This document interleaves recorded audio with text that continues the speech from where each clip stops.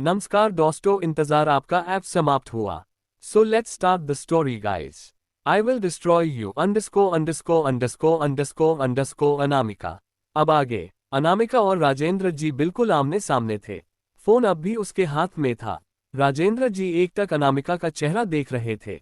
वो कुछ कहना कहते थे, लेकिन क्या कहे अंडरस्को समझ ही नहीं आ रहा था। सब जैसे गले तक आकर रुक गए हो। हल्की घबराहट, हल्की बेचैनी के साथ वो सामने खड़ी लड़की जो उनकी खुद के बेटी थी उसे बस निहारे जा रहे थे। कहने को तो वो अपनी बेटी के सामने एक तरह से बहुत नजदीक खड़े थे, लेकिन उनके बीच अंडरस्को की ये दूरी इतनी ज्यादा और गहरी हो गई थी, जिनका एहसास उन्हें होकर भी नहीं था। वही राजेंद्र जी को अपने रास्ते के बीच खड़ा देखकर अनामिका के भाव सर्द हो गए। तभी फोन के दूसरे तरफ से अशोक जी ने कहा, प्रिंसेस तुम सुन रही हो ना अंडरस्को? कुछ बोलो भी। क्या तुम थक गए हो अंडरस्को? ऐसे ही अशोक जी एक के बाद एक सवाल अनामिका से पूछने लगे, क्योंकि अनामिका बोलते बोलते एकदम से चुप हो गए थी। उन्हें लगा शायद अनामिका थक गए हैं। अनामिका की ये नजरें अब भी सामने राजेंद्र जी पर टिकी थी। कि तभी अंडरस्को डैड, अनामिका ने हल्के से कहा। वही डैड, ये शब्द सुनकर राजेंद्र जी की आंखें फैल गई, जैसे पता नहीं उन्होंने क्या ही सुन लिया हो। दिल की रफ्तार जैसे हल्की सी तेज हो गई। सीने पर जो एक भारीपन था वो जैसे हवा हो गया हो। वो बस हैरानी और खुशी भरी नजरों से सीधे अनामिका को देखने लगे। अनामिका के मुंह से अपने लिए डैड सुनकर उन्हें अजीब सी खुशी महसूस हो रही थी। गला भर आया। वो अपनी बेटी को बस कसकर गले लगाना चाहते हैं। उन्होंने बिना देर किए एक कदम खुशी से आगे बढ़ाया ही था अंडरस्को कि तभी अनामिका की आगे की बात सुन उनका दिल धकसा रह गया। ऊपर उठे हाथ अपने जगह पर ही रुक गए अंडरस्को, क्योंकि अंडरस्को अनामिका ने अपने सामने खड़े राजेंद्र जी को पूरी तरह इग्नोर करते हुए फोन पर अशोक जी से नर्म आवाज में कहा, मैं यही हूँ डैड, और अब आप भी आराम करिए। हूँ आप जानते हैं न, मुझे आपकी हेल्थ को लेकर कोई लापरवाही बर्दाश्त नहीं है। अनामिका से नर्म लेकिन थोड़े स्ट्रिक्ट टोन में कहा, जिसे सुनकर अशोक का मुंह बन गया। ये लड़की उनकी बेटी है या उनकी टीचर? जब देखो उसे दांतते रहती हैं। लेकिन उन्होंने ज्यादा कुछ नहीं कहा और अपनी बेटी के बात मान ही लिए, क्योंकि वो जानते थे कि ये अनामिका को उनकी बहुत फिक्र है। वो उनसे बहुत प्यार करती हैं, जो उसके एक्शन से ही पता चलता है। इसके लिए शब्दों की ये जरूरत नहीं है। इसलिए उन्होंने फाइनली कहा, ऑफ प्रिंसेस अपना ध्यान रखना, ठीक है? ठीक है, गुड नाइट बच्चा। अनामिका ने भी धीरे से कहा, गुड नाइट डैड। रात का समय था, इसलिए फोन के दूसरे तरफ से अशोक जी की आवाज साफ सुनाई दे रही थी। वही सामने खड़ा राजेंद्र की आंखें चौड़ी हो गई। उनका दिल दिमाग जैसे ब्लैंक हो गया हो। उनकी बेटी किसे अपना डैड कहकर बुला रही है। वो तो वही खड़े हैं, और उन्होंने अभी तक उसे इतना सॉफ्टली और प्यार से किसी से बात करते हुए नहीं सुना था, जैसे वो फोन पर मौजूद इंसान से बात कर रही थी। उनके दिल में एक दर्द सा उठा, अपनी बेटी के मुंह से किसी और के लिए डैड सुनकर। उनके दिमाग में बहुत सारे ख्याल उमड़ आए। वो बस अपनी जगह पर बुत बने खड़े रहे। उन्हें हल्का गुस्सा आने लगा, ऐसे कैसे वो किसी और को अपना डैड बोल सकती है। वही अनामिका ने फोन अपने जीन्स के पॉकेट में रखा और राजेंद्र जी के तरफ बिना देखे बिना ध्यान दिए जाने लगी। वो उन्हें क्रॉस करके अभी 2 ही कदम आगे बढ़ी ही थी कि तभी उसे राजेंद्र जी की आवाज आई। उन्होंने जितना हो सके शांत रखते हुए अनामिका से थोड़े गुस्से और जलन दर्द के मिले जुले भाव से कहा, तुम ऐसे कैसे किसी को अपना डैड बोल सकती हो? क्या तुम भूल गए हो कि ये तुम्हारा बाप मैं हूं, कोई और नहीं? वही उनकी बात सुन अनामिका अपनी जगह पर रुकिए और कुछ पल खामोशी से एकटक सामने खड़े इंसान को अजीब से नजरों से देखने लगी, जो खुद को उसका डैड कह रहा था। उसने हल्के सार्काज़्म के साथ कहा, ओहे अंडरस्को रियली मिस्टर राठौर, किसने कह दिया कि आप मेरे डैड हैं अंडरस्को? हूँ लगता है आपकी यादाश्त चली गई है मिस्टर राठौर। मुझे जन्म देने वाला बाप कब कर मर गया था, जब उसने एक कचरे को मेरी जगह दी थी। उसने कड़वे लफ्जों में कहा, जिसे सुनकर राजेंद्र जी को अजीब सा दर्द हुआ और गुस्सा भी आया। ये तुम क्या बोल रही हो? अंडरस्को princess AAA अंडरस्को mister Rathore, correction अंडरस्को। खबरदार जो आइंदा मेरे लिए इन शब्दों को अपनी जुबान पर भी लाया तो, वरना अंजाम आपकी सोच से भी बदतर होंगे। याद रहे, और आइंदा मुझसे फालतू के रिश्ते जोड़ने की जुर्जरत करिएगा, अनामिका ने सर्द आवाज में कहा, जिस राजेंद्र जी का दिल कांप उठा। अनामिका उन्हें बिना देखे मुड़ी और अंदर की तरफ अपने कदम मोड़ दी, लेकिन आगे जाकर वो 2 पल रुकी। अंडरस्को और फिर बिना मुड़े गहरी और ठंडी आवाज में कहा, don't make to repeat myself. कहकर वो अंदर की तरफ चली गई। वही राजेंद्र जी उसकी जाती हुए पीठ को देखने लगे। उसकी एक एक बात उनके कानों में गूंजने लगी। उन्होंने कसकर अपनी आंखें बंद कर ली। उन्होंने सीढ़ियों की तरफ देखा, जहां अब कोई नहीं था। अनामिका जा चुकी थी। राजेंद्र जी ने बस सुनी आंखों से एक बार उस तरफ देखा और फिर बिना कुछ बोले अपने रूम की तरफ चल दिए। वही किचन के पास खड़ी कियारा सब कुछ देख और सुन रही थी कि कैसे उसके दान ने अनामिका से बात करने की कोशिश की। ये देख उसने कसकर अपनी मुठ्ठियां बिछ ली। वही अपर कॉरिडोर के पास अंधेरे में अनामिका गौर से उनके फेशियल एक्सप्रेशन को नोटिस कर रही थी। वही उन्हें इतना बेचैन और परेशान देखकर उनके होठों पर एक खतरनाक स्माइल आ गए। वो कुछ पल उस तरफ देखती रही, फिर आराम से सीटी बजाते हुए अपने रूम के तरफ चल दे। वही उसके सीटी की आवाज पूरे हॉल में गूंज रही थी, जो सच में बेहद क्रीपी था। अंडिस्को दूसरे तरफ कियारा अपने रूम में बैठी परेशान सी इधर उधर चक्कर काट रही थी। उसे अनामिका का कोल्ड बिहेवियर, उसका खतरनाक बातें, सब कुछ उसे परेशान कर रही थी। वो गुस्से से बौखलते हुए बेड पर आकर बैठ गई। उसका एक हाथ अपने गले पर था। उसे पता नहीं क्यों कल से बॉडी में अजीब सी जलन हो रही थी, अपने शरीर में खुजली हो रही थी, लेकिन उसने ज्यादा ध्यान नहीं दिया इस बात पर। फिलहाल तो उसका सारा फोकस अनामिका पर था। नो अंडरस्को अनामिका, मैं बहुत अच्छे से समझ रही हूँ, तुम ये सब बस मेरा सब कुछ चिन्हने के लिए कर रही हो ना। मुझे सब समझ आ रहा है। तुम ये सब करके सबका ध्यान अपनी तरफ करना चाहती हो। उसने अपना सर झुकाया हुआ था, जैसे कुछ सोच रही थी। वो उठी और सीधे शीशे के सामने खड़ी होकर एक टक अपने अक्ष को शीशे में देखने लगी। आंखें लाल, चेहरा हल्का सूजा हुआ, सर पर पट्टी और हाथ में प्लास्टर। उसकी हालत जब से अनामिका आए है तब से खराब हो गई है। कियारा ने अपनी हालत देखकर कसकर अपनी मुट्ठी बना लिए और खुद को घूरते हुए कहा, बदला लेने आए हो ना तुम मुझसे अंडरस्को, क्योंकि मैंने ही तुम्हें उस दिन पहाड़ी से धक्का जो दिया था ताकि तुम मर जाओ। कहकर जोर जोर से पगलों की तरह हंसने लगी। फिर अचानक चुप होकर गुस्से से दांत पिसते हुए बोली, अंडरस्को मैंने सोचा था तुम मर जाओगी, लेकिन नहीं, बहुत मोटी चमड़ी की जान है तुम्हारी, जो बच गई है अंडरस्को तुम। लेकिन क्या फायदा, देखो आज मैंने तुमसे तुम्हारा परिवार छीन लिया, तुम्हारे माँ बाप भाई, ये घर तुम्हारी जगह, तुम्हारा ओहदा, सब कुछ। मेरी आंखों में एक आंसू बर्दाश्त नहीं कर सकते हैं कोई भी। अब मैं तुमसे वो चीज भी छीनूंगी जिसके पीछे तुम पागल थी। मैं तुम्हें बर्बाद कर दूंगी अनामिका, कियारा ने पगलों की तरह चीखते हुए कहा। आई विल डिस्ट्रॉय यू अंडरस्को कहकर चीखते हुए उसने अपने साइड में पड़े वास को जोर से शीशे पर फेंक दिया, जिससे शीशा चकनाचूर हो गया, जिसमें उसका चेहरा बेहद दर्वना लग रहा था। अंडरस्को वही फोर्थ फ्लोर पर अनामिका आराम से सीटी बजाते हुए शीशे के सामने खड़ी आई टॉवल से अपने बाल पोंछ रही थी। वही बाल पोंछने के बाद उसने अपने आप को एक नज़र शीशे में देखा। फिर उसका ध्यान ठीक उसके सामने एक टैबलेट पर गया, जिस पर एक लाइव वीडियो चल रही थी, और ये किसी और के नहीं, कियारा के रूम के फुटेज दी। उसे देखते ही अनामिका के चेहरे पर गहरी मुस्कुराहट आ गई। अंडरस्को दूसरी तरफ राजेंद्र जी अपनी बालकनी में खड़े चांद की तरफ देख रहे थे, बिल्कुल खामोश, किसी सोच में गुम थे। तभी उनके कंधे पर किसी ने अपना हाथ रखा, जिसके कारण वो अपनी ख्यालों की दुनिया से बाहर आए और मुड़कर राधिका जी को देखा, जो ठीक उनके पीछे खड़ी थी। राधिका जी ने थोड़ा परेशान होते हुए कहा, क्या हुआ राजेंद्र जी, आप अभी तक सोए नहीं, कोई परेशानी है क्या? वही उनकी चिंता देख राजेंद्र जी हल्का सा मुस्कुराए। फिर उन्होंने सामने देखते हुए कहा, मुझे नींद नहीं आ रही राधा। क्या हुआ राजेंद्र जी अंडरस्को, आपकी तबीयत तो ठीक है ना? राधिका जी ने परेशान होते हुए कहा। राजेंद्र जी ने बेहद शांति से कहा, मैं ठीक हूँ, वैसे एक बात पूछूं आपसे राधा? राधिका जी ने देखा कि वो आज कुछ अलग तरीके से बात कर रहे हैं, तो उन्हें थोड़ा अजीब लगा। फिर भी उन्होंने थोड़े परेशान होते हुआ कहा, हाँ पूछिए ना, क्या बात है अंडरस्को? राजेंद्र जी ने एक बार उनका चेहरा देखा और फिर उनकी तरफ मुड़कर उनकी आंखों में आंखें डालकर उन्हें देखते हुए कहा, अनामिका हम दोनों की बेटी है, सगी बेटी, खून है वो हम दोनों को, फिर भी आप उसे इतनी नफरत क्यों करती है अंडरस्को? राधिका जी उसका सवाल सुन के पल के लिए ब्लैंक हो गई। उसे समझ नहीं आया कि वो क्या बोले क्या कहे। वो बस एकटक राजेंद्र जी के आंखों में देखने लगी, जैसे कुछ ढूंढ रही हो। अनामिका का नाम लेने भर से राधिका जी के चेहरे पर हल्का बदलाव आ गया, जो राजेंद्र जी से छुप नहीं पाया था। राधिका जी ने एक गहरी सांस ली और कहा, ये आप अचानक से उस लड़की के बारे में क्या पूछ रहे हैं? और रही बात नफरत करने की, तो वो लड़की नफरत करने के लायक ही है।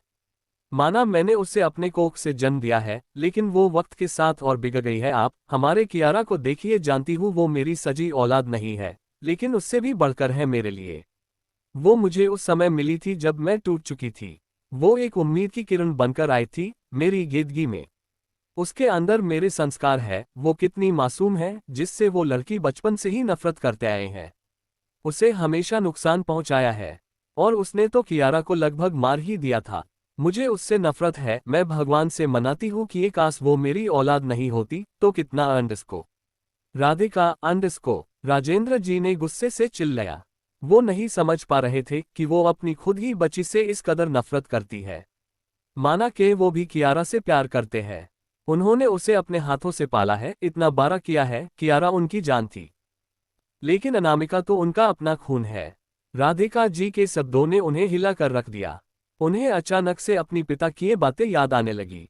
वही उनके इस तरह से चीखने से राधिका सहम गई। उसे समझ नहीं आया कि उनके पति तो उससे ऊंची आवाज में बात तक नहीं करते थे, आज ऐसा क्या हो गया। अंडस्को, उनके मन में एकदम से अनामिका का ख्याल आया। वो नफरत और गुस्से से बोली, तो उस लड़की के कारण आप अब मुझ पर चिल्ला रहे हैं? राधिका जे ने अपना मुंह मोड़ लिया और गुस्से से कहा, मुझे नहीं सुनना है उस बदतमीज लड़की के बारे में। और वेज भी कल महेश्वरी खंडन यहाँ आ रहे हैं। मुझे उनकी स्वागत की तैयारी भी करनी है। अब मुझे कोई बात नहीं करनी, कहकर वो गुस्से से सोने चली गई। वही राजेंद्र जी बस उसे देखते रह गए। महेश्वरी परिवार इन राठौर मेंशन। अब आगे। सुबह का वक्त। आज सुबह से ही घर में अलग ही चहल पहल थी, क्योंकि आज घर में पूजा थी। और पूजा वाले दिन तो हजारों काम रहते हैं। और खास बात यह थी कि आज महेश्वरी परिवार भी इस पूजा में शामिल होने वाला था। महेश्वरी परिवार और राठौर परिवार का रिश्ता बहुत गहरा है, क्योंकि महेश्वरी परिवार के हेड विशंभर जी और रागिनी जी में गहरी दोस्ती है। ये सभी साथ में ही कॉलेज में पढ़ते थे, इसलिए विशंभर जी भी अपने दोस्त से मिलने के लिए सुबह से ही रेडी बैठे हैं। रामू काका अंडस्को, पूजा के लिए जो फूल मैंने आपको बोले थे, खास वो आप लेकर आ गए हैं ना? मैं नहीं चाहती कि पूजा में कोई भी कमी हो, राधिका जी ने मंदिर में से आवाज लगाते हुए कहा। भाभी, मैंने खाने की सारी तैयारी देख ली है, अंडस्को ऑलमोस्ट सब रेडी है। एक बार आप जरा चेक कर लीजिए, कामिनी ने आते हुए कहा और एक लंबी सांस लेकर कहा। बस आज कुछ गड़बड़ न हो, पूजा अच्छे से हो जाए बस अंडस्को। उसके इतना बोलते ही राधिका जी के हाथ रुक गए, जिसे वो बत्ती बना रही थे। उन्होंने साइड में रखी पूजा के लिए लाए सामग्री को देखते हुए कहा, मुझे भी यही चिंता सता रही है। उन्हें डर था कि पिछले कुछ दिनों से जो घर का मोह है, उसका असर आज के पूजा पर न पड़े बस। कोष्टक। खैर, उन्होंने कुछ दिन पहले से ही, मतलब ऑलमोस्ट एक महीने पहले ही डिसाइड किया था कि राजस्थान से आने के बाद मुंबई में एक ग्रह शांति की पूजा होगी। इसके साथ एक और भी खास रीजन था, जिसके लिए पंडित जी ने बोला था आज का मुहूर्त शुभ रहेगा। खैर, उन्होंने कामिनी की तरफ देखते हुए चिंता से पूछा, सोनाली कैसे है अभी? उनका सवाल सुन कामिनी एक पल के लिए चुप रही और कल ही उसकी हालत के बारे में सोचने लगी। कल अनामिका के जाने के बाद तुरंत डॉक्टर ने आकर उसका चेकअप किया था। हल्की उसके 2 दांत टूट गए थे, तो सुजान तो आना तय था। हुआ भी वही, कुछ ही देर में उसका मुंह फूला हुआ गुब्बारा हो गया था। सोनाली ने अपना चेहरा देखा अंडस्को, तो वो पागल सी हो गई, चीजें इधर उधर फेंकने लगी। उसका चेहरा देखने में कुछ ज्यादा ही भयानक लग रहा था। सब लोग बहुत परेशान हो गए थे, इसलिए उसे नींद का इंजेक्शन देना पड़ा। फिर डॉक्टर ने उसे कुछ दवाएं और कुछ स्पेशल इंजेक्शन दिए, जिससे दर्द और सूजन फिलहाल रात तक बहुत हद तक काम हो गया था। लेकिन फिर भी टूटे हुए दांत वो भी आगे का ही। उसके साथ सबके सामने आना थोड़ा बहुत एम्ब्रासिंग था, क्योंकि नकली दांत लगेंगे भी तो अभी नहीं, तो ये हो पाना लगभग नामुमकिन था। यही सब सोचते हुए कामिनी अपने होश में आए और राधिका जी के तरफ देखते हुए थोड़े दुखी मन से बोली, भाभी उसकी हालत ठीक नहीं है, लेकिन सूजन बहुत हद तक कम है। मुझे नहीं लगता कि वो आएगी पूजा में। राधिका जी ने भी कुछ नहीं बोला। अनामिका ने जो उसकी यानी सोनाली की हालत की थी, वो उनकी नाजुक फूल जैसे बेटियों के लिए फिलहाल लेवल अप वाली सिचुएशन थे। उसके बाद वो और कामिनी बाकी कामों को देखने लगी। महेश्वरी परिवार आते ही होंगे, वैसे भी उनका घर ज्यादा दूर नहीं था, बस कुछ ही दूरी पर था, क्योंकि बीते कुछ सालों से वे लोग अब्रॉड में रहते थे। कल ही इंडिया आए। जो फिलहाल मेंटेनेंस में था। उनका घर तो ये सब फिलहाल कुछ दिन यही रुकने वाले थे। वहीं ऊपर कियारा के रूम में कियारा शीशे के सामने खड़ी खुद को ऊपर से नीचे तक देख रही थी। उसने अपने सर पर लगी पट्टी हटा दी और एक बैंडेज लगा दिया था। उसने रेड कलर का एक अनारकली सूट पहना था और उसमें हल्का मेकअप किया था, जिसे उसकी फेक मासूमियत निखर कर सामने आई। अगर कोई उसे बिना जाने देखता तो यही कहता कि ये लड़की सच में कितनी मासूम और प्यारी है। और कियारा फिलहाल आज अपनी इमेज को तो बिल्कुल खराब नहीं करना चाहती थी। उसने ऊपर से नीचे तक एक बार खुद को देखा और अपनी एक लट को अपनी उंगली से घुमाते हुए तिरछा मुस्कुराते हुए बोली, परफेक्ट अंडरस्को हम अंडरस्को सच में बहुत खूबसूरत हूं मैं, और हद से ज्यादा मासूम कहकर इतराते हुए खुद के बाल संवरने लगी। फिर उसकी नजर अचानक से अपने हाथ पर टिक गई, जिस पर अब भी प्लास्टर चढ़ा हुआ था। उसने कसकर अपने मुठिया भींच लिए और उसका चेहरे के एक्सप्रेशन अब बिल्कुल भूत जैसे हो गया। अभी मासूमियत अभी चुड़ैल वाली कॉम्बिनेशन।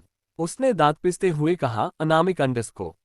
फिर एकदम से उसने अपने एक्सप्रेशन बेचारी वाले एक्सप्रेशन बनाते हुए कहा, मेरी प्यारी दीदी ने मेरी यह हालत की है।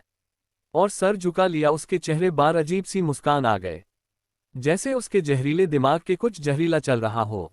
अंडरस्को दूसरे तरफ उसी फ्लो के एक कमरे में यानी सोनाली के कमरे में सोनाली बेड पर बैठी थी। उसने सुबह से अपना चेहरा नहीं देखा था। उसे बहुत डर लग रहा था अपना ही चेहरा देखने में। वो हिम्मत से उठी और सीधा मिरर के सामने के कपड़े से ढका था, जो उसने ही किया था। उसने अपना गला तर किया और वो पर्दा हटाया और एकदम से अपनी आंखें सामने अपने चेहरे पर टिकाए, और इसी के साथ उसकी चीख निकल गई। और जैसे ही वो चीखी, सामने के उसके दो दांत जो टूट गए थे वो काली खिड़की की तरह खुल गए। चेहरे पर सूजन अब भी था और अनामिका के पांचों उंगलियों के निशान अब भी साफ उसके गालों पर छपे थे। बड़ा ही अजीब लग रही थी और उसका चेहरा जोकर जैसा। वो तुरंत मुंह छुपाकर रोने लगी। उसे बहुत गुस्सा आ रहा था अनामिका पर, लेकिन आज पूजा में नीचे तो उसे जाना ही था किसी खास वजह से। उसने कुछ सोचा और सीधे वॉशरूम में चली गई। अंडरस्को नीचे लिविंग हॉल में सारी तैयारी हो चुके थे। कियारा भी नीचे एक अच्छे बेटी की तरफ कामों में राधिका जी का हाथ बता रही थी, लेकिन उसकी नजरें बाहर ही गेट पर टिकी थी। वही हाल में दादाजी और दादी में सोफे पर बैठे थे। राघव फिलहाल अपने रूम में नहीं था और राजेंद्र जी स्टडी रूम में रंजीत जी में साथ थे। वो कुछ ऑफिस का काम कर रहे थे। अंडरस्को तभी बाहर से गाड़ियों के रुकने की आवाज आई। कियारा के चेहरे पर अलग ही चमक आ गई, जिसे राधिका जी ने बखूबी देख लिया था। उनके होठों पर मुस्कुराहट आ गई। सभी लोग बाहर चले गए। वही बाहर एक साथ 6-7 गाड़ियां आकर एक के बाद एक रुकी। विशंभर जी और रागिनी जी दोनों बाहर आ गए थे। वही पीछे बालिकाज से एक के बाद एक हेटेटे कट्टे गार्ड्स बाहर आए, जो नॉर्मल गार्ड्स तो बिल्कुल नहीं थे, स्पेशल ट्रेनेड गार्ड्स थे। एक गार्ड्स ने सामने वाले कार का दरवाजा खोला। इसी के साथ अंदर से एक बुजुर्ग इंसान बाहर आए। उनके चाल में एक अलग ही रोब था। उन्होंने बड़े सलीके के साथ अपना हाथ का की तरफ बढ़ाया। तभी अंदर से एक हाथ ने उनके हाथ को थामा और एक बुजुर्ग औरत बड़े रौब से बाहर आए। वही विश्वभर जी को सामने खड़े देखकर उस बुजुर्ग इंसान की आंखों में एक चमक आ गई। अरे बुड्ढे कैसा है तू अंडरस्को। वो आगे बढ़कर एकदम से उनके गले लग गए। वही उनकी पत्नी भी रागिनी जी के गले लग गई। तो ये है आनंद महेश्वरी और उनकी धर्मपत्नी अंगिका आनंद महेश्वरी। विश्वभर जी और आनंद जी दोनों पक्के दोस्त हैं, और इनके साथ इनकी पत्नियां भी। वही उन दोनों को ऐसे देखकर सभी मुस्कुरा उठे। वही दूसरी कार से एक मिडिल एज की औरत और उनके साथ एक आदमी बाहर आए। उस औरत को देखकर राधिका जी के चेहरे पर बड़ी सी मुस्कुराहट आ गई। वो तुरंत आगे बढ़कर उनके गले लग गए। तो ये दोनों हैं सार्थक महेश्वरी और उनकी धर्मपत्नी शालिनी महेश्वरी। आनंद और अंगिका महेश्वरी के बड़े बेटे। शालिनी और राधिका दोनों बहुत अच्छे कॉलेज से दोस्त हैं। वही राजेंद्र जी भी आ चुके थे। अब मूड हो या न हो, अगर घर में मेहमान आए हैं तो फिर प्रेजेंट रहना जरूरी होता है। और महेश्वरी परिवार तो उनके परिवार के बेहद करीब थे, और दोनों परिवार तो बचपन से ही एक साथ है। तीसरे कार से भी एक औरत और एक आदमी बाहर आए। ये थे संगम महेश्वरी और उनकी पत्नी मोहिनी संगम महेश्वरी। ये आनंद और अंगिका के दूसरे बेटे हैं। संगम और मोहिनी दोनों मुस्कुराते हुए आगे बढ़े और कामिनी और रंजीत जी के गले लग गए। फिर बाकी सब से मिलने लगे। वही को चौथी कार से दो लड़कों के साथ एक लड़की बाहर आए। आज पूजा होने के कारण सब ने ट्रेडिशनल वेयर किया था। तो ये है महेश्वरी परिवार के बच्चे, उनकी यंग जनरेशन। स्वारांश महेश्वरी, आर्यांश महेश्वरी, और वो लड़की जो 20 साल की थी वो थी ऋतिका महेश्वरी। स्वारांश और ऋतिका सार्थक जी के बेटे थे। इनका एक और बड़ा बेटा था उसके बाद ये दोनों। वही आर्यांश संयम और मोहिनी के एक लौते बेटे हैं। ऋतिका और कियारा फ्रेंड्स थे। दोनों साथ ही कॉलेज में पढ़ते थे। थोड़ी बातों के साथ सभी लोग अंदर आए और हाल में बैठ गए। तभी कियारा जल्दी से सबके पास आए।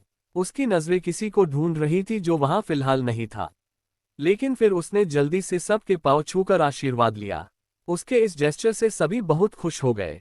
तभी सभी ने उसे गौर से देखा। वही शालिनी जी ने पूछा, ये तुम्हारे हाथ को क्या हो गया है कियारा बेटा? वही उसका सवाल सुन राठौरस के चेहरे पर परेशानी उभर आई। रक्तांश महेश्वरी ____। अब आगे _ पूरा महेश्वरी परिवार लिविंग हॉल में बैठा था। वही शालिनी जी का सवाल सुनकर राठौर परिवार के चेहरे के भाव हल्के बिगड़ गए थी। क्या कहे _ क्या नहीं _ किसी को समझ नहीं आया। तभी रागिनी दादी जी ने टेढ़ी नजरों से कियारा को देखते हुए कहा, शायद कुछ बुरे कर्म किए होंगे _ जिसका फल मिला है। वही उनकी बात सुन सभी एक पल के लिए चुप हो गए। कियारा ने अपना सर झुका लिया और आंखों में आंसू भर आए उसके, लेकिन मन ही मन वो गुस्से से भर गई। ये दादी जी ने अभी अभी उससे ही ताना मारा था जो वो अच्छे से समझ रही थी, लेकिन बोला कुछ नहीं। वही सभी को उसके लिए बुरा लगा।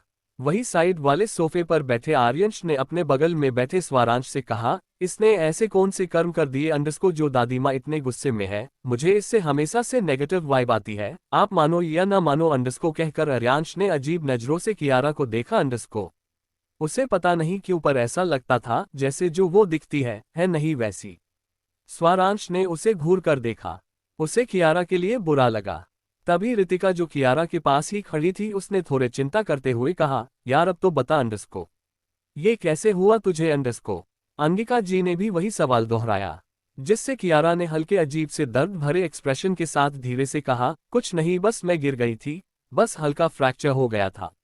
वही राधिका कामिनी बस मन ही मन कियारा के ऐसा कहने से एक लंबी सांस ली। नहीं तो वे क्या ही जवाब देते पता नहीं _ तभी _ सिद्धियों की तरफ देखते हुए ऋतिका ने चौंक कर कहा, सोना दी, ये क्या, और इतनी गर्मी में मास्क क्या पहना है?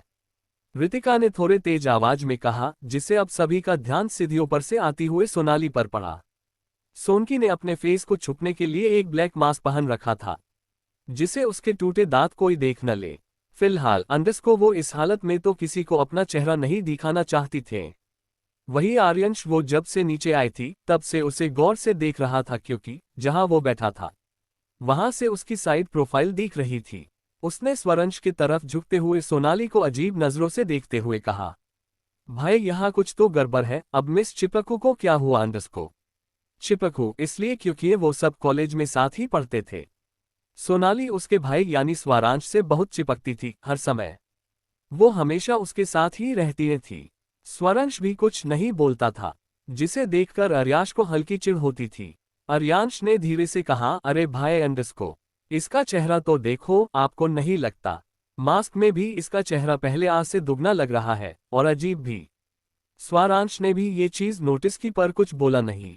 वही कोई था जो स्वरंश को गौर से देख रही थी। वो थी सिया, जो किचन के पास से उसे देख रही थे। जब उसने नोटिस किया कि ये स्वरंश का ध्यान सोनाली पर है तो उसका चेहरा मुरझा गया था, क्योंकि वो स्वरांश को पसंद करती थी। खैर उसे ये देखा नहीं गया और वो सीधे दूसरे तरफ चली गई। वही सोनाली ने अपने चेहरे के निशान को छुपने के लिए बहुत सारा मेकअप कर लिया और मुंह ढकने के लिए एक मास्क लगा लिया था। मोहिनी ने सोनाली को देखते हुए कहा, सोनाली कुछ बोलो भी, ये तुमने अपना चेहरा क्यों छिपाया हुआ है? अब सोनाली को समझ नहीं आ रहा था कि ये क्या बोले। वही कियारा तो अंदर ही अंदर हंस रही थी, लेकिन सामने से मासूम से आवाज में कहा, वो मोहिनी आंटी दी को जुकाम हो गया था, इसलिए कोई और इन्फेक्ट ना हो पाए तो उन्होंने मास्क लगा गया। अरे छोड़ो भी ये बातें _ कामिनी ने कहा। उसे डर था कहीं उसकी बेटी की पोल न खुल जाए। सोनाली ने ना एक राहत की सांस ली। खैर माहौल को थोड़ा अजीब और अकवर्ड होता देखते हुए राधिका जी ने बात बदलते हुए कहा, अच्छा _ शालिनी रक्तांश कहाँ है? वो आया नहीं अभी तक? वही रक्तांश का नाम सुनकर कियारा के कान खड़े हो गए। वो बेसब्री से इस सवाल का जवाब जानना चाहती थी, जिसके लिए सुबह से वो इतना सज धज कर तैयार हुई थी। तो शालिनी जी ने थोड़ा घमंड से कहा, तुम तो जानती हो ना, राधिका वो काम में कितना बिजी रहता है, उससे फुर्सत ही नहीं मिलती बिजनेस ट्रिप से। देखो ना अंडस्को, आज भी मॉर्निंग में उसकी एक मीटिंग थी तो वो सीधे कंपनी ही चला गया। वो आता ही होगा। वही उनकी बात सुन राधिका जी ने राहत की सांस ली, कम से कम हुआ तो रहा है। उसने हल्की मुस्कान के साथ कहा, हाँ ये तो सही बात है, कितने दिन हो गए उसे देखे हुए। तभी अंगिका दादी जी ने कहा, कियारा बच्चे आप खड़ी क्यों है, यहाँ बैठिए हमारे पास। अंगिका दादी ने उसे अपने पास बैठने के इशारा किया। कियारा तो अंदर ही अंदर खुश थी। उसने हल्के से कहा, जी दादी माँ, और उनके पास जाकर बैठ गए। सभी खुश थे। आई रितिका ने झट से थोड़ी शरारती अंदाज में कहा, वैसे कियारा क्या बात है, आज तुम बड़ी सुंदर लग रही हो, कहीं भाई तुम्हें देखते ही न रह जाए। कियारा उसकी बात पर शर्मा गई। तो शालिनी जी ने कियारा के तरफ प्राउड से देखते हुए राधिका जी से कहा, अब तो बस जल्दी से कियारा हमारी बहू बन जाए। उन्हें कियारा बहुत पसंद थी, बिल्कुल उनके टाइप की ये शांत और प्यारी, मासूम और संस्कारी लड़की। वो रक्तांश की ये शादी बस उससे ही करवाना चाहती थे। अब तक राघव भी आ चुका था। उसने सबके पैर छुए। थोड़ी देर में राजेंद्र, रंजीत, विशंभर जी, आनंद, सार्थक और संगम जी सभी गर्दन में चले गए। वही सारे यंग लोग अपनी बातों में थे और सारी लेडीज अपने अपने बातों में। पूजा में बस कुछ समय बाकी था। कुछ दूरी पर सिया पूजा के चीजें एक बार देख रही थी, लेकिन उसकी नजर रह रहकर स्वारांश पर जा रही थी, जिससे सोनाली को बहुत चीड़ मच रही थी। तो उसने जानबूझकर स्वारांश के कंधे पर अपना सिर रख लिया, जैसे बताना चाह रही हो कि ये वो मेरा है। स्वारांश ने भी कुछ नहीं कहा। वही सिया ने अपनी नजरें फेर ली, उसको बहुत बुरा लग रहा था। वो अपने कामों में लग गई। कामिनी ने ही उसे यहाँ से दूर रखने के लिए कुछ चीजों में उलझा दिया था। वैसे भी सिया खुद उन लोगों के बीच नहीं जाना चाहती थे। तभी बाहर गाड़ियों के रुकने की आवाज आई। सबका ध्यान बाहर के तरफ चला गया। रितिका ने कहा, लगता है भाई आ गए। वही कियारा का चेहरा चमक गया ये सुनकर। तभी सब ने दरवाजे की तरफ देखा तो एक शख्स अंदर आ रहा था। वी उसे देखकर सबके चेहरे पर मुस्कुराहट आ गई। वो कॉल पर किसी से बात करते हुए अंदर आ रहा था। वही उसके पीछे कुछ गॉड्स थे जो दरवाजे पर ही खड़े हो गए थे। लो, रक्तांश भाई भी आ गए, अर्यांश ने उस इंसान को देखते हुए कहा। वही वो इंसान यानी रक्तंश महेश्वरी, इंडिया में टॉप एक बिजनेसमैन में से एक, ओबरॉय कॉर्पोरेशन का सीईओ। Arrogant, rude, attractive. लड़कियां पागल थी इनके पीछे। शालिनी ने गर्व से अपने बेटे को देखा। वही रक्तांश सबसे पहले आकर दादाजी के पैर छुए, बाकी सबको बस हेलो कहकर सोफे पर जाकर बैठ गया। वो बाहर पहले ही सबसे मिल चुका था। वही कियारा गौर से उसे ऊपर से नीचे तक तार रही थी। ब्राउन बिजनेस शीट में वो सच में बहुत हैंडसम और अट्रैक्टिव लग रहा था। रितिका ने हल्के कियारा के कंधे पर हाथ मारा, जिससे वो होश में आए और शर्मा गई। वो तुरंत उठकर सीधे एक ग्लास जूस लेकर सीधे रक्तांश के पास आकर उसके सामने बढ़ते हुए हल्की मुस्कुराहट और दुनिया भर के मासूमियत के साथ बोली, रक्तंश जी, और उसके सामने एक जूस का ग्लास बढ़ा दिया। वही रक्तंश ने बिना उसकी तरफ ध्यान दिए जूस पाने लगा। कियारा का चेहरा काला पड़ गया। रक्तांश ने एक बार ढंग से देखा तक नहीं उसे, लेकिन वो जबरदस्ती मुस्कुराए। वही उन दोनों को इस तरह देखकर राधिका जी और शालिनी जी के मन में कुछ अलग ही ख्याल उमड़ रहे थे। खैर, कुछ देर बाद एक बार फिर से बाहर से गाड़ियों की आवाज सुनाई दी। तो कामिनी ने कहा, भाभी और भी कोई आने वाले हैं क्या? वही राधिका जी तो खुद सोच रही थी कि फिलहाल अभी कौन आया है, पंडित जी तो आधे घंटा में पहुंचने वाले हैं। तभी सभी ने गेट की तरफ देखा तो एक पतली सी परछाई अंदर आ रही थी। दादाजी और दादी माँ के चेहरे पर मुस्कान खिल गए। उन्होंने खुशी के साथ कहा, प्रिंसेस। बकी सभी उलझन में था और इसे देखा। केयरिंग साइड ऑफ अनामिका अंडरस्को, कुछ ये अंडरस्को, अब आगे अंडरस्को। वही अनामिका जो धीरे धीरे फोन पर बात करते हुए अलग ही रौब के साथ अंदर आ रही थी। उसने ब्लैक हाई वेस्ट पैंट के साथ सेलेवलेस ब्राउन टॉप पहना था। उसकी लंबे वेवी हेयर कमर तक लहरा रहे थे। चेहरे पर वही कोल्ड एटीट्यूड, उसके हर कदम में वही ग्रेस और खतरनाक ऑरा, वही दबदबा था। वो बिल्कुल कतील ना लग रही थी। आज सुबह ही उसे कंपनी के काम से उसे सवेरे ही जाना पड़ा था। उसने विशंभर जी को इन्फॉर्म कर दिया था। वही वो जैसे ही लिविंग हॉल में आए, सभी की नजरें जैसे उस पर टीक से गई। सभी बस एकटक अनामिका को देखने लगे। तभी आर्यंश ने एकदम से कहा, जियोजिस ब्यूटी अंडरस्को, कोई इतना सुंदर कैसे हो सकता है? वही कियारा और सोनाली के चेहरे देखने लायक था। और रितिका जो अपने आप को सुपीरियर समझती थी, उसे भी अनामिका की खूबसूरती से जलन हो रही थी। वही किचन के बाहर आई सिया का ध्यान जैसे ही अनामिका पर गया, उसका चेहरा एकदम से खिल गया। उसने अपना चश्मा ठीक किया और सीधे अनामिका के पास आकर खड़े हो गई। वही अनामिका जो कॉल पर थी, उसने एकदम से सामने देखा जहां सिया मुस्कुराते हुए उसे ही देख रही थी। उसकी स्माइल देख अनामिका के चेहरा नर्म पर गया और हल्की छोटी सी मुस्कुराहट उसके चेहरे पर आ गए।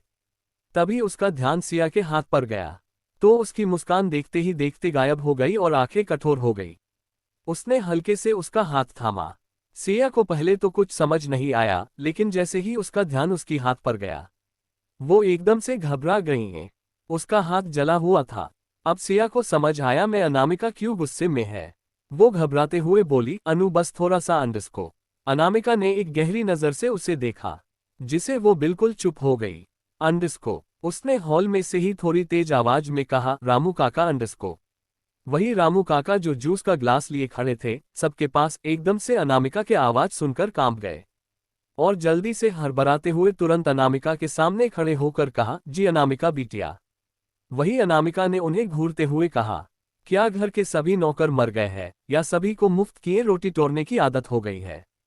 रामू काका ने घबराते हुए कहा, क्या हुआ बिटिया। सिया, जो अब बिल्कुल चुप हो गई थी, उसने एक बार अपने जले हुए हाथ की तरफ देखा। ये सुबह किचन में काम करने से हुआ था।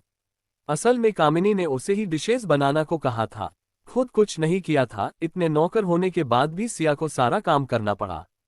वही काम कर रहे एक मेड ने जानबूझकर धीरे से सिया को हल्का धक्का दिया था, जिसे गर्म तेल उसके हाथ पर छलक गया और उसके हाथ जल गए थे। लेकिन उस समय उसने ज्यादा ध्यान नहीं दिया, ना कुछ बोला उसे। अब तक दादाजी और दादी माँ हॉल में आ गई थी। उन्होंने आते के साथ पूछा, अंडस्को क्या हुआ प्रिंसेस। लेकिन अनामिका ने फिलहाल कोई जवाब नहीं दिया और सीधे सिया का हाथ पकड़ते हुए वहीं रखे एक सोफे पर बैठा दिया। वही सिया एक तक अनामिका को देख रही थी। आज तक किसने कभी उसके लिए ऐसे स्टैंड नहीं लिया था या उसके घाव पर मरहम लगाए थे। उसकी आंखों में हल्की नमी आ गई थी। अब तक वहां सभी नौकर भी गए थे। अनामिका ने अपनी ठंडी नजरें एक मेड पर डाली तो वो एकदम से सिहर गई और जल्दी से फर्स्ट एड बॉक्स लाने चली गई। कुछ देर में वो मेड जल्दी से फर्स्ट एड बॉक्स लेकर आए। अब तक सभी वहां जमा हो गए थे। रितिका ने थोड़ा चिढ़ते हुए कियारा से पूछा, ये कौन है अंडस्को, और एक छोटी से चोट पर इतना ओवररिएक्ट क्यों कर रही है। कियारा ने कोई जवाब नहीं दिया। अब तक अनामिका ने सिया के हाथ में आराम से दबाए लगाए। उसके चेहरे पर जीरो एक्सप्रेशन थे। वही वो मेड डर से कांप रही थी। उसने ये सब कामिनी के कहने पर किया था। सिया बच्चे, ये आपका हाथ कैसे जला और अपने बताया क्यों नहीं बचे, दादी मी ने प्यार से पूछा। लेकिन सिया ने बस इतना कहा, कोई बात नहीं दादी, वो किचन में काम करते वक्त अंडस्को अपर अंडस्को जानते हैं न, मुझे खाना बनाना अच्छा लगता है। स्वरंश गौर से सिया को देख रहा था, जिसे देख सोनाली के मुठिया भींच ले। वो नफरत से सिया को देखने लगी। तभी अनामिका ने उन नौकरों को देखते हुए ठंडे आवाज में कहा, मैंने कल क्या कहा था अंडस्को। क्या तुम लोग इतनी जल्दी भूल गए हो या याददाश्त कुछ ज्यादा ही कमजोर होने लगी है तुम लोगों की। सारे नौकरों के हालात खराब हो गई। वो सभी जानते थे कि वो सिया को हमेशा से तंग करते थे। TCH_TCH_TCH मुझे गलतियां पसंद नहीं, और तुम लोग बार बार वही करते हो। अनामिका ने बेहद आराम से अफसोस के साथ कहा। वही कोई था जो अनामिका के एक एक एक्सप्रेशन को बेहद गौर से बिना पलके झपकाए देख रहा था और गौर से ऑब्जर्व कर रहा था। रक्तंश, जो अब भी वही सोफे पर बैठ जब से अनामिका आई थी तब से उसे ही देख रहा था। उसके कुछ अजीब सी फीलिंग आ रही थी, कहीं अनामिका फिर से कुछ उल्टा सीधा हरकत न कर दे। राधिका जी ने एकदम से थोड़ा घबराते हुए कहा, वो अंडस्को हो सकता है, गलती से उसका हाथ जल गया हो। आज घर में पूजा है तो सारे नौकर बस घर के कामों में बिजी थे। करेक्शन अंडस्को मिसेज राठौर, अंडस्को घर के सभी नौकर काम कर रहे थे, लेकिन सियादी कोई नौकर नहीं है। और रही बात काम करने की है तो ये अपने अपने फूल कुमारी उर्फ मिस मेक को क्यों नहीं बोला काम करने। एक हाथ ही न टूटा है, दूसरा तो सही सलामत है। या आप चाहते हैं कि वो भी अंडस्को। नहीं अंडस्को नहीं। राधिका जी एकदम से घबरा गए, कहीं अनामिका गुस्से में उसकी बेटी का दूसरा हाथ भी न तोड़ दे। शालिनी जी जो एकटक अनामिका को देख रही थी, उसने एकदम से कहा, तुम इतना ओवर रिएक्ट क्यों कर रही हो, बस थोड़ा सा जल ही तो गया है। Who the hell are you अंडस्को। मुझे मेरी बात काटने वाले लोग बिल्कुल पसंद नहीं अंडस्को। क्या अंडस्को, सही सुना अपने अंडस्को। अनामिका ने हल्के से अपनी गर्दन टेढ़ी करके शालिनी को देखा। वही उसकी अजीब सी नजरों से शालिनी को घबराहट होने लगी। वही अनामिका ने शालिनी जी को बोरियत से देखा। उसने बहुत अच्छे से पहचान लिया था, आखिर कैसे नहीं पहचानती उस औरत को जिसने उसकी जिंदगी तबाह करने में कोई कसर नहीं छोड़ी थी। और यही नहीं, उसके साथ हरिया, मोहिनी और ऋतिका, ये सभी लोगों ने उसकी जिंदगी नर्क बनने में कोई कसर नहीं छोड़ी थी। नरक के राक्षस भी इनसे अच्छे ही होंगे। बेइज्जती ताने क्या क्या नहीं सुने उसने। वही अनामिका के ऐसे सवाल पूछने से शालिनी को काफी इंसल्ट फील हुआ। तभी बात को आगे बढ़ता देख रागिनी दादी ने अनामिका को शांत करते हुए कहा, प्रिंसेस, आपने इन्हें पहचाना नहीं, ये शालिनी महेश्वरी है और ये सभी महेश्वरी परिवार के लोग हैं, और इनसे मिली ये है आपके दादाजी के खास दोस्त आनंद महेश्वरी और अंगिका महेश्वरी। उन्होंने एक एक करके सबसे इंट्रोड्यूस करवाया। फिर रागिनी दादी ने सबको अनामिका से इंट्रोड्यूस करवाते हुए कहा, ये है हमारी प्रिंसेस, हमारी पोती अनामिका राठौर। वही सबको शौक सा लगा। रक्तंश ने गौर से अनामिका को देखा, कुछ यादें एकदम से उसके दिमाग में घूम गए। एक छोटी करीबन 11 साल के लड़की 18 साल के लड़के के पीछे भागते हुए कह रही थी, मैं आपसे दोस्ती करके रहूंगी मिस्टर करो। वही तो लड़का चिढ़ते हुआ पलटते हुए गुस्से से कहा, मैंने कितने बार बोला है तुमसे दूर रहो मुझसे, मुझे तुमसे कोई दोस्ती नहीं करूंगा कभी नहीं, बेवकूफ लड़की, जाकर पढ़ाई करो। वही वो लड़की आंखों में आंसू लिए उसकी तरफ उम्मीद से देख रही थी और रोए जा रही थी। तभी एक चीखने की आवाज आए। रक्तांश ने मुड़कर देखा तो कियारा नीचे गिरी हुई थी। वो भागकर उसके पास गया और उसे गोद में उठाकर सीधे घर के अंदर लेकर गया, क्योंकि कियारा को चोट लग गई थी। वही पीछे वो लड़की यानी अनामिका वही रोती रह गए। वो अपनी सोच से बाहर आया। आज के लिए इतना। Hi guys, like and review जरूर दीजिएगा guys. Thanks for watching my friends. Next episode come soon, take care and bye.